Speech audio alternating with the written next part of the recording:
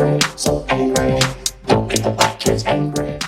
Another white guy is dead. This time a distinguished businessman, soon to be retired, living across the border from downstate Delaware, active in the church, former Peace Corps volunteer, holding the weapon, holding the knife, is just another black guy who people now say is mentally ill. You know, they did there's a lot of stories on this, but the first two I saw were so different, and it really kind of just kind of shows you how much you can get out of a story or how much you can misreport a story. Flowers were placed in front of the YMCA in Easton Friday, one day after 72-year-old John Cassidy lost his life here. Police say Andre Jefferson stabbed Cassidy inside the YMCA. Police were called to the YMCA shortly before 8 Thursday, and when they arrived, found Jefferson in the lobby of the YMCA. Partially unresponsive, appeared to be suffering some medical or mental illness. Police were then led to the locker room where they found Mr. Cassidy. Suffering obvious wounds, later to be determined laceration wounds, multiple laceration wounds laying on the floor. Both men were taken to the hospital. Cassidy died from his stab wounds. Police still are not sure why Jefferson attacked Cassidy. They surmise this was an attempted robbery.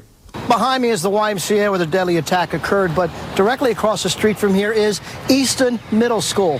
And because of the actions of some alert adults and school resource officers, a potentially even more devastating situation was averted. Just minutes before the attack, Jefferson walked into the middle school. Students had not arrived yet. An administrator and a school security officer confronted the man, and they, along with Talbot County resource officer, escorted him outside and contacted Easton police. So we had officers that were en route or probably already in the vicinity, just to try to keep an eye out to see if they could locate this individual. Police can't say what may have happened if children were in school at the time, but Sheriff Joe Gamble says administrators and school security officers handled the situation as was designed to protect students and teachers. Police say Jefferson caused all this damage with just a normal fold-up 3-inch pocket knife. Jefferson is out of the hospital and being held on no bond. Our top story, a stunner out of Easton, where early this morning someone was killed during a deadly altercation at, get this, the YMCA. Unbelievable. Police say the fight happened inside the locker room, but for now at least, they're working diligently to learn more and trying to figure out how a 72-year-old ended up dead. Today, 47 ABC's Dina Harley visited the scene, spoke with investigators, and now has more on the story. Police here in Easton have been working around the clock to figure out what exactly happened inside of this YMCA after an altercation left one man dead and has now turned into a homicide investigation. This is an active homicide investigation. Police say this all started on Thursday morning when they responded to the popular gym after two men got into a fight in the locker room.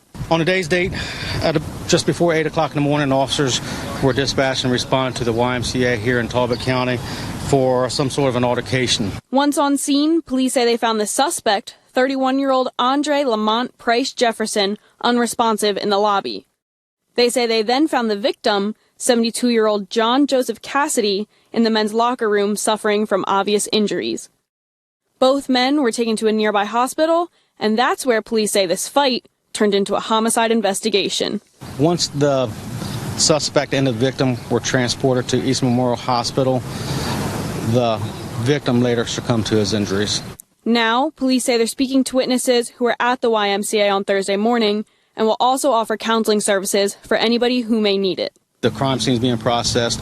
Several witnesses are being interviewed in Easton, and we do have grief counselors here now. And while police continue to investigate what happened, residents in Easton say they're shocked to see this happen in their community. They're smaller, and it shouldn't be going on here. Was that some kind of high school reporting project or something?